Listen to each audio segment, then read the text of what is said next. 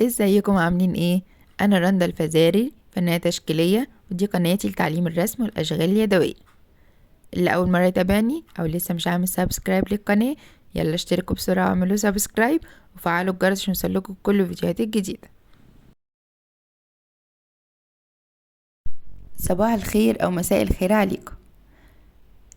طبعا احنا خلصنا كورس البورتريه بالقلم الرصاص ورسمنا كل التفاصيل، رسمنا العيون والانف والفم، كل الملامح رسمناها بكل التفاصيل وبكل الزوايا. هنبدأ النهاردة ان احنا ناخده بالالوان الخشب. اول حاجة نبدأ فيها هي العين، وخدنا قبل كده مع بعض شكل العين من جوه، تشريح ان هو بيبقى الحدقة كلها بتبقى عبارة عن دايرة وجواها بقى النني، ورسمنا مع بعض بالوضع الامامي والوضع خدناها برضو بالوضع الجانبي والتلات ارباع، وبكذا شكل. خدناها بالشكل اللي هو العيون الضيقة اللي هي الاسيوي، ده كان شكل العين برضو من الجنب خدناه مع بعض. دي نبذة كده من الفيديوهات اللي قبل كده اللي عملناها سوا. حبيت افكركم بس بالحاجات اللي خدناها مع بعض. اللي ما تابعش الكورس بالاقلام الرصاص يا ريت يتابعه، هيستفيد قوي، وهيبقى الالوان الخشب بالنسبه له سهله جدا وبسيطه. ده لما رسمنا العين بشكل جانبي، ودي كانت النتيجه في الاخر.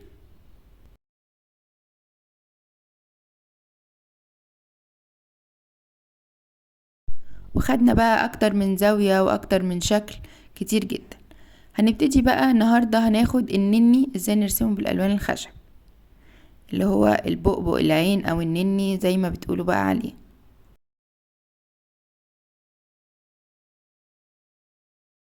مش شرط الوان خشب معينة، الالوان الخشب المتوفرة عندنا. احنا خدنا قبل كده، اتكلمت معاكم قبل كده في قواعد معينة لازم نكون عارفينها قبل ما نبتدي نشتغل بالالوان الخشب. دي الالوان عندي برضو حلوة، هي نوعها رخيص جدا ومتوفرة في كل المكتبات برضو، يعني مفيش مشكلة في نوع الالوان، المهم ان احنا نكون بنعرف نستخدمها صح. وخدنا درس مع بعض ازاي نعمل دمج او ان احنا ندمج الالوان الخشب، موجود برضو على القناة، مهم جدا عشان تعرفوا تدمجوا الالوان الخشب بشكل مظبوط. نبدأ بقى درسنا. هنقول الاول الادوات اللي احنا هنحتاجها. هنحتاج قلم رصاص ما يكونش تقيل قوي، وهنحتاج للدمج فرشة او قلم دمج، او اللي هو القلم بقى دمج بريزما، القلم الدمج القطن ده، اي حاجة منهم، او طبعا اللون الابيض زي ما شرحنا في الفيديو بتاع الدمج. خامج بيها، ارجعوا للدرس هتلاقوا كل الحاجات اللي ممكن تدمجوا بيها موجودة في الدرس بتاع الدمج او البلندنج. هنحتاج النهاردة 4 درجات من الالوان. انا استخدمت الدرجات دي النهاردة اسود وكحلي ولبني وابيض. قدام شوية هنستخدم الوان اكتر، بس انا حبيت ابسط لكم اول درس. هنحتاج اللي هي الاستيكة او الممحاة، اي نوع متوفر بقى عندكم. انا اوريكم قبل كده الانواع دي كلها، ده بيبقى قلم كده وفيه فرشة، والاستيكة العادية والمونو زيرو، اي استيكة عندكم هتنفع، مفيش اي مشكلة. ممكن نحتاج في الاخر لتاتشات كده بيضة عشان نظهر اللون، نظهر العين قصدي. القلم الابيض او الكوريكتور او اي قلم مثلا اكريليك ابيض او جواش لون يعني سايل برضو هينفع معانا. هنبتدي بقى رسم العين. هنحتاج اي شكل مدور نعمل بيه دايرة، ده الناس اللي لسه مش بتقدر تظبط الدايرة قوي في الاول. هنرسم بس اي دايرة باي حجم طبعا او بحجم العين اللي احنا هنرسمها. انا هنا بعملها لكم كبيرة عشان بس تبان. وهنبدأ ان احنا نرسم في المنتصف بتاعها دايرة تاني صغيرة، بتبقى في نص الدايرة بالظبط. طبعا الفيديو انا مش هينفع اسرع لكم فيه كتير النهاردة، عشان نبدأ ان احنا نشوف كل التفاصيل طالما لسه بنبدأ نتعلم مع بعض. هنبدأ نحدد أماكن الإضاءة، والإضاءة في النني بتاع العين مهمة جدا جدا، وهي اللي بتبينه حقيقي وتبين التجسيم فيه، فلازم نهتم بالإضاءة طبعا حسب الصورة اللي احنا بنرسمها وحسب العين اللي بنرسمها والإضاءة موجودة فيها ازاي. أنا مثلا هوزع كده إضاءة هنا ونبدأ نشوف شكلها مظبوط تمام. هنبدأ بقى نمسح اي خطوط رصاص موجودة جواها، نظبط بس اشكالنا كده، واي خطوط زيادة موجودة جوه الاضاءة هنشيلها، ان احنا عايزين مكان الاضاءة ده يبقى ابيض تماما ونضيف جدا.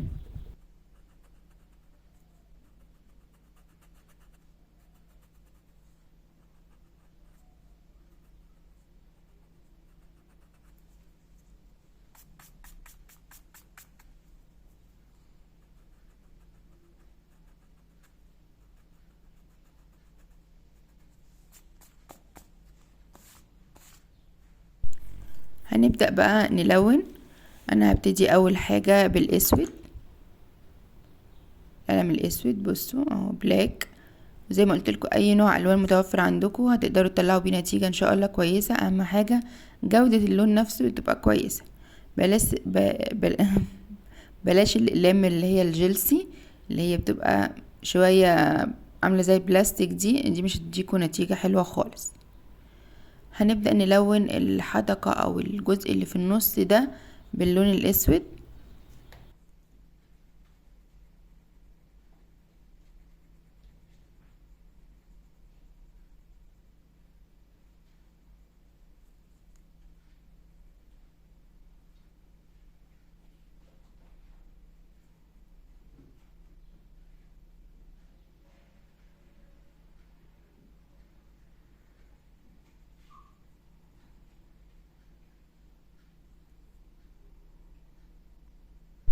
نلونه كويس قوي ونحافظ على لسعات الاضاءة ان هي تبقى نضيفة زي ما اتفقنا، ما يجيش عليها اي حاجة.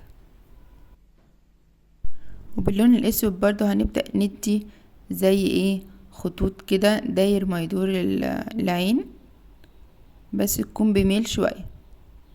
طبعا احنا عملناها بالرصاص كتير، انا هوريكم في الالوان الخشب كذا طريقة لرسم النني او البؤبؤ العين.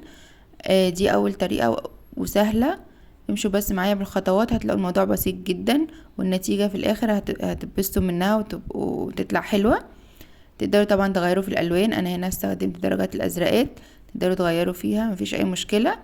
المهم بس تشوفوا التكنيك او الطريقة عملناها ازاي.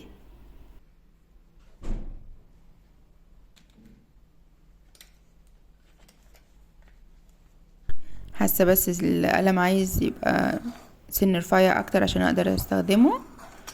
نبري بس القلم كده سريع.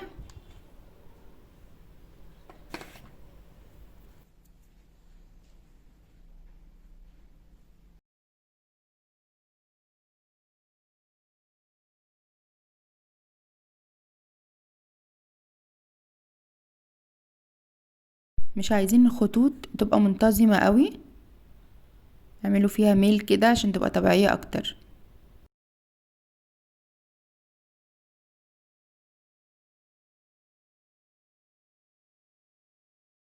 ونحاول نغمق الاطراف ونطلع على رفيع كده.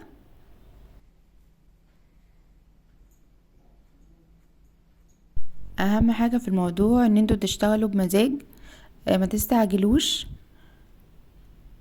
بروقان كده وبراحتكوا. اللي مش حابب ان هو يعمل ده دلوقتي ما يعملوش. الرسم ما ينفعش معاه ان احنا نجبر نفسنا، لا، بمزاج كده ويبقى الجو مهيأ جنبنا وعلى مهلنا. دي في الاول والاخر دي هواية، وان احنا نتعلمها صح يبقى لازم ان احنا يبقى عندنا صبر، ما ينفعش نستعجل ابدا، ما ينفعش نكروت، لا براحتنا خالص وعلى مهلنا، ونشتغل كده نحس بالحاجة اللي احنا بنشتغلها عشان هتطلع معانا حلوة في الاخر.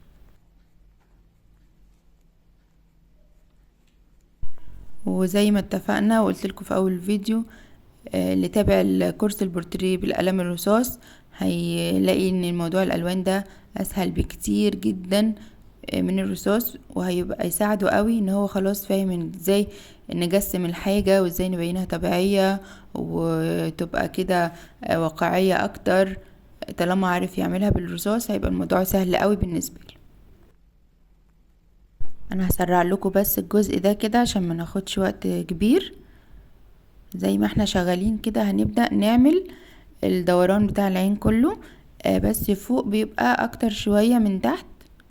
الجزء الاسود يعني او الظل اللي فوق بيبقى اكبر من فوق. من تحت بيبقى حاجة بسيطة كده في الاول، وهوريكم بعد كده هنكمله ازاي طبعا. وهنعمل كمان حوالين الجزء اللي في النص ده. تمام كده، نزود بس هنا شوية. طبعا انا مسرعة، احنا على مهلنا بنشتغل. بعد كده بالقلم الازرق بقى ونبدأ ان احنا نملى المساحات اللي انا هوريها لكم دي. ونخلي بالنا ان ما بين لسعات الاضاءة برضو نكملها ونملاها.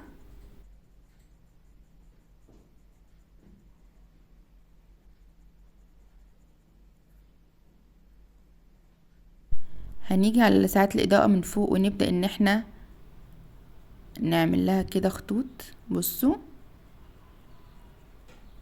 شوية كده نكسر الحدة بتاعتها، وبرضو على حسب شكل لسعة الإضاءة. لو انتوا بتشتغلوا من صورة، او لو انتوا بقى بتشتغلوا من الذاكرة او من مخكوا عادي، لا براحتكم بقى.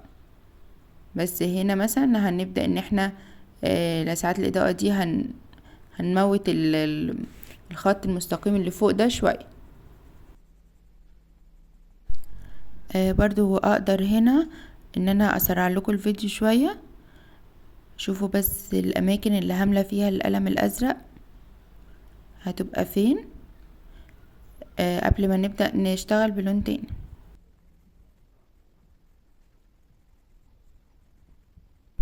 طبعا النني من فوق بيبقى غامق، لان ده بيبقى ظل الجفن على النني نفسه او البؤبؤ نفسه.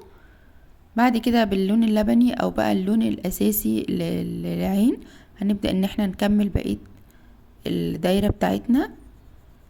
وما نتقلش قوي عشان هنحتاج ان احنا نسيب لسعات اضاءة برضو فيه او نعمل التجسيم بتاعه.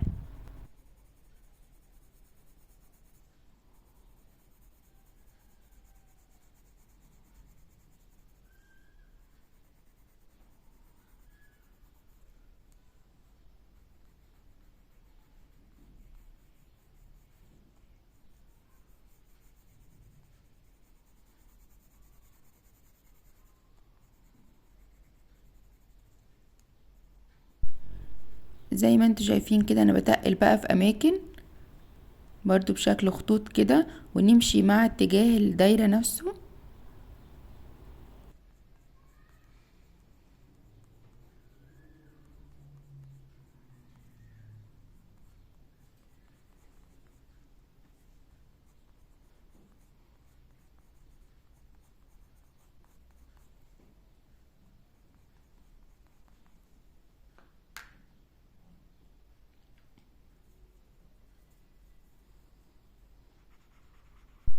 هبدأ ان انا ادمج كده او انعم شوية.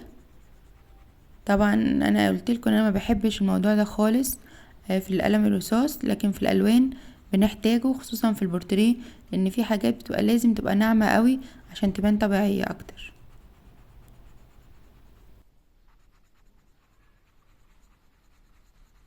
ممكن تستغنوا عن الخطوة دي برضو، مفيش اي مشكلة. يعني ممكن ما تبدأوش تدمجوا او تسيحوا الالوان، برضو هتديكوا نتيجة كويسة. وممكن تستخدموا اللون الابيض او اي تكنيك من اللي احنا استخدمناهم في الدرس بتاع دمج الالوان برضو، سواء بقى الزيت والجليسرين والحاجات كلها اللي احنا قلناها في الدرس اللي قبل كده. انا هنا بس في حتت في الاضاءة هبدأ ان انا اديها شادو خفيف زي ما انتوا شفتوا كده.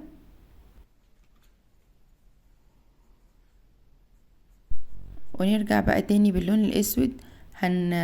هنكبر اماكن واماكن لا. يعني هنكبر اماكن في اللي احنا عاملينه بالاسود كده، واماكن لا. يعني هندي بس شوية تجسيم كده. وهنا بقى برضو بالازرق نبدأ ان احنا نطلع كده، نرسم بقى شكل الايه النني نفسه، او التكشر اللي بيبقى جوه النني، اللي هي زي كده. بصوا الاشكال اللي بتبقى جوه النني نفسه هنبدأ ان احنا نعملها مع بعض. اهم حاجة ما تزهقوش، بس كل ما هندي الرسمة بتاعتنا تفاصيل كل ما هتبقى احلى وواقعية اكتر.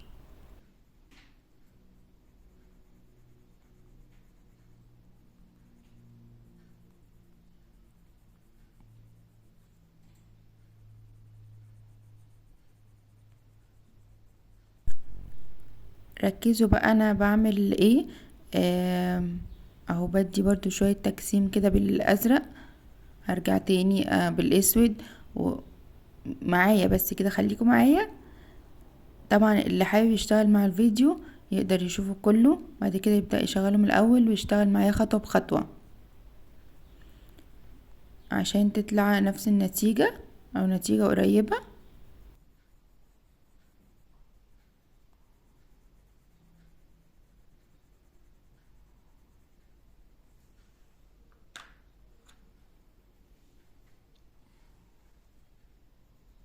رجعت تاني باللبني وهبدأ أأكد على أماكن. كل ما بحط لون فوق لون كل برضو ما بيعملوا دمج مع بعض، يعني هتلاقوا ان اللون اللي فاتح بيدمج اللي تحتيه وهكذا.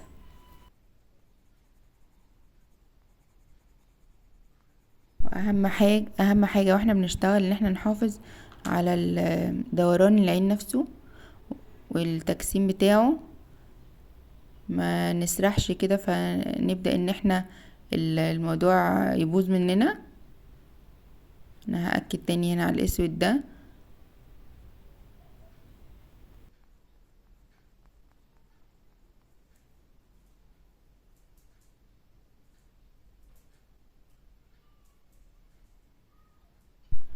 هنبدأ هنا بقى نعمل زي اشكال كده صغيرة، مساحات صغيرة كده، مش شكل واحد، لا هيبقى عشوائي شوية، متبقاش مرصوصة جنب بعض. بصوا، وهنبدأ نبينها اكتر في الخطوة الجاية. يعني انا بعملها بالاسود.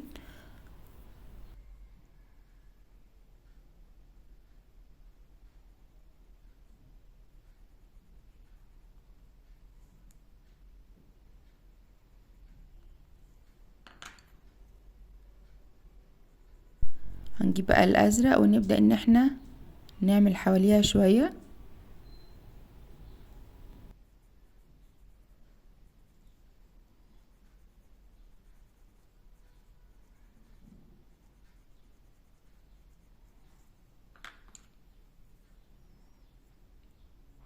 والابيض كمان، كل ده بيديها تجسيم اكتر. وهبدأ بالابيض بقى احاول ان انا افتح كده اماكن.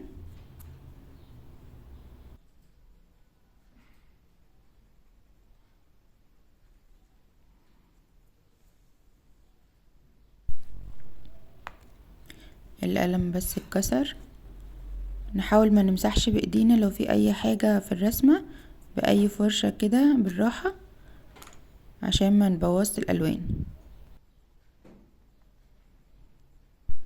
هسرع لكم الفيديو بقى شوية في القلم الابيض ده، كل ما بقدر اسرع لكم الفيديو بسرعه. بس اهم حاجة انتوا برضو زي ما اتفقنا على مهلكم، ما تستعجلوش في الرسم. وقولوا لي صحيح حابين ايه، حابين ان انا اسرع لكم كده في بعض الحتت في الفيديو، ولا اسيب الفيديو بوقته الطبيعي. قولوا لي انتوا حابين ايه اكتر او ايه اللي هيفيدكم اكتر. انا ممكن اخلي لكم الفيديو ده كله عبارة عن دقيقة واحدة او اقل، بس انا حابة ان انتوا تشوفوا كل الخطوات وتستفيدوا على قد ما نقدر.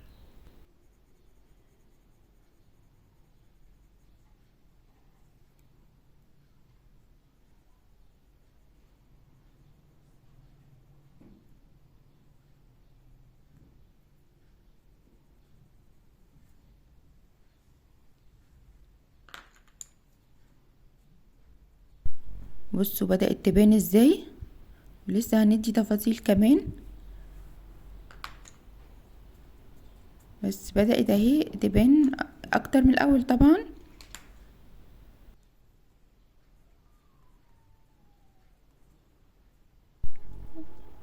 زي ما انتوا شايفين كده هنبدأ ندي تأكيدات في اماكن وتجسيم في اماكن وندي تونات مختلفة على قد ما يعني. بصوا يعني بنحاول نجسمها، كل زي ما قلت لكم كل ما بندي تفاصيل كل ما بتبان واقعية اكتر، بس برضو بدون مبالغة، وبرضو مش بنحط في اي حتة وخلاص.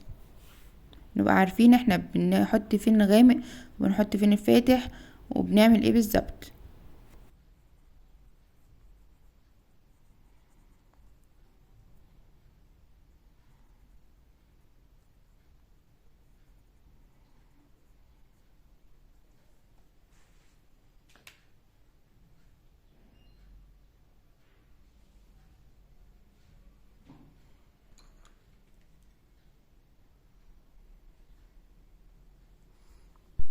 انا هنا بقى هقسم لسعات الاضاءة دي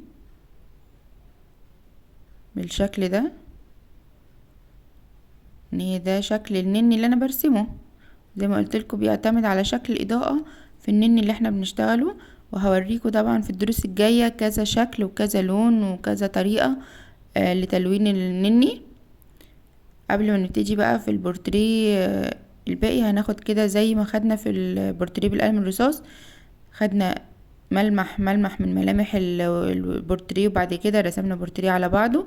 نفس الكلام في الالوان الخشب، هناخد حتة حتة في البورتريه ازاي نلونها كويس، وبعد كده ان احنا نبدأ بقى نرسم بورتريه كامل او ناخد البورتريه على بعضه ان شاء الله يعني.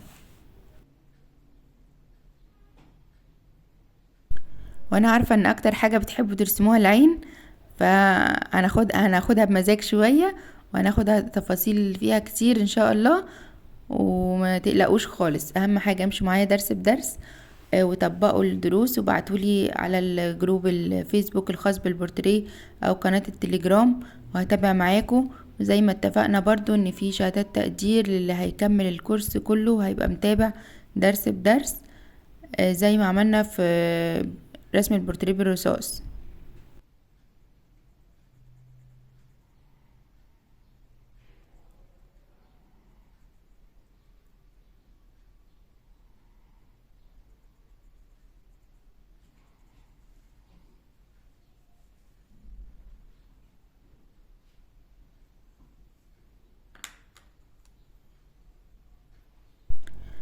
طول بقى ما احنا شغالين كده هتلاقوا لا المكان ده عايز افتح سنة، لا ده عايز اغمق سنة، ده عايز تأكيد بالغامق، لا ده عايز تفتيح بالفاتح، عشان نظبط التقسيمة نفسها بتاعت النني، ويطلع ان هو بارز، تحسوه بارز كده زي ما هو بيبقى موجود في العين.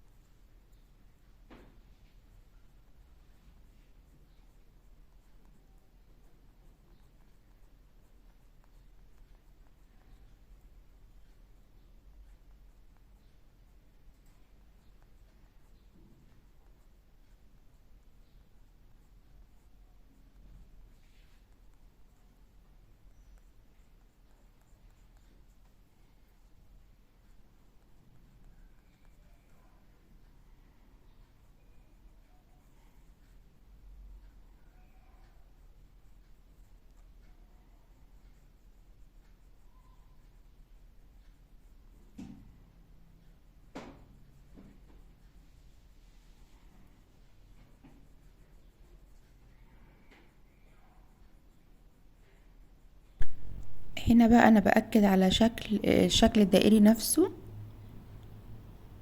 بظبط كده لو في اي حاجة خرجت مني بقى برا، وبعد كده بالقلم الازرق او اللبني، وهنبدأ ان احنا ندي زي شادو بسيط خفيف كده حوالين النني نفسه من برا.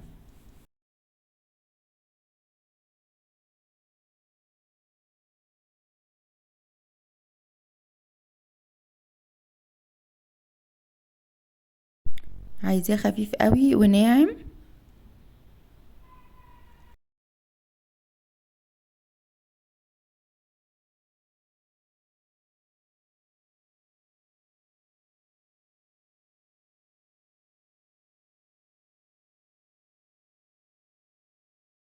ممكن ندمجه كده بسيط عشان يبقى ناعم قوي.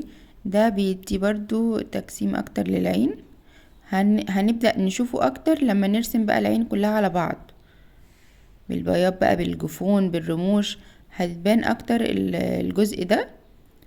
بس انا حبيت اوريهولكوا عشان نبقى كملنا النني كله على بعضه.